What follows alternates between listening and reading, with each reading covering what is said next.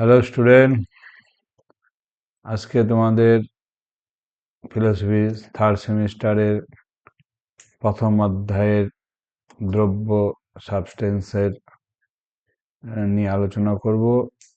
2-3 দিন আমরা তিনটা অধ্যায়, এই অধ্যায়ের 3টা বিষয় নিয়ে আলোচনা করা হয়েছে। আজকে আমরা দ্রব্য সম্পর্কে দুটি লকের মতবাদ নিয়ে আলোচনা করব। দ্রব্য সম্পর্কে পাশ্চাত্য দর্শনের প্রধান দুটি মতবাদ আমাদের এই সিলেবাসে অন্তর্ভুক্ত হয়েছে। একটা বুদ্ধিবাদ, একটা অভিজ্ঞতাবাদ। বুদ্ধিবাদের মধ্যে আমরা কি আলোচনা করলাম? ডেকার্টের মতবাদ আলোচনা করা হয়েছে, স্পিনোজা হয়েছে, আর লাইবনিজ আমার হয়েছে, আলোচনা করা হয়েছে। আজকে আমরা আলোচনা করবো লকের মতবাদ।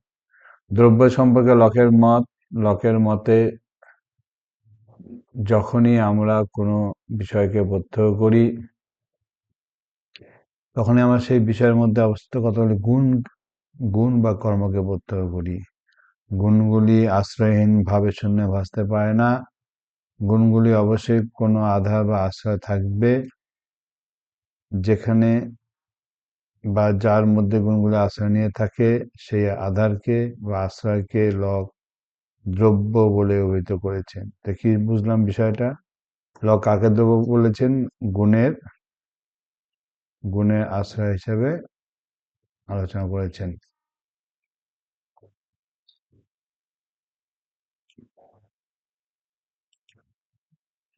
ঠিক আছে, এবার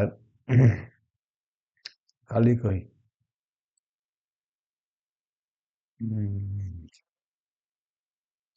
ঠিক আছে, তাহলে কি আলোচনা হলো?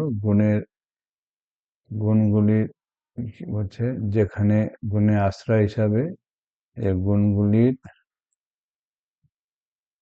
আশ্রয় নিয়ে থাকে, যে গুণগুলি আধারকে বা আশ্রয়কে লক কি বলেছেন? লক দেব বলে অভিহিত করেছেন।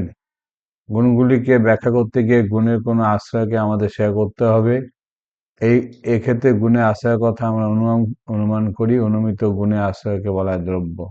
কি বলছে? গুণের আশ্রয়কে বলা হয় দ্রব্য। দ্রব্যকে যেহেতু প্রত্যক্ষ করা যায় না, সেই কারণে লক দ্রব্যকে বলেছেন অজ্ঞাত ও অজ্ঞেয়। কি বলেছেন? অজ্ঞাত ও অজ্ঞেয়। অজ্ঞাত অজ্ঞেয় হলো দ্রব্যকে শেয়ার করতে হবে, না হলে প্রত্যেকের মাধ্যমে জ্ঞাত গুণগুলিকে ব্যাখ্যা করা যাবে না। লক 2 প্রকার দ্রব্য শেয়ার করেছেন। কি? অজড় আর হলো জড়।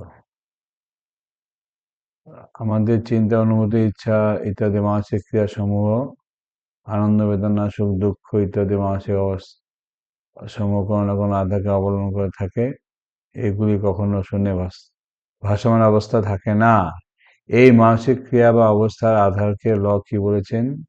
চিন্তনশীল দ্রব্য বা আত্মা। আত্মাকে কি বলা হয়? চিন্তনশীল দ্রব্য।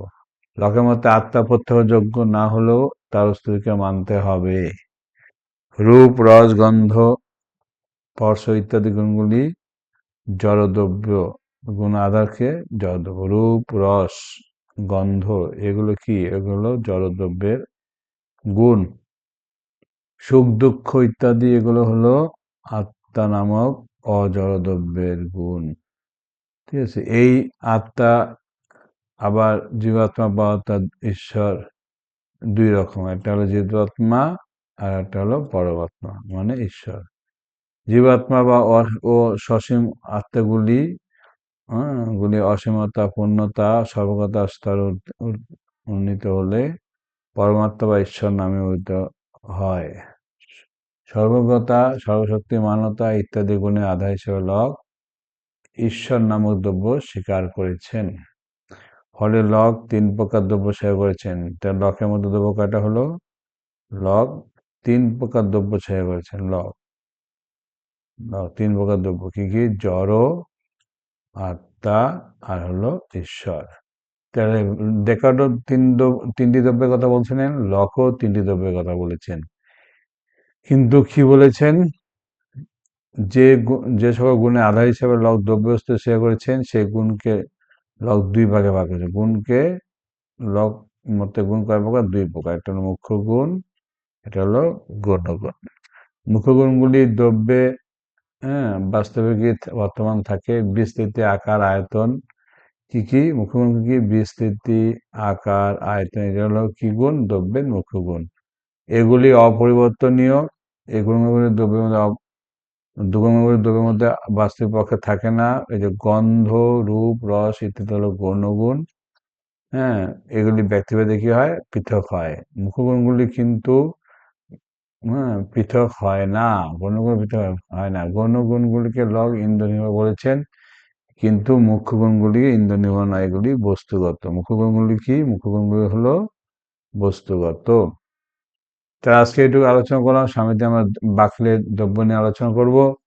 হ্যাঁ, এরপরে ভিডিওটা সবাই দেখবে, সাবস্ক্রাইব করে রাখবে। ঠিক আছে? ওকে।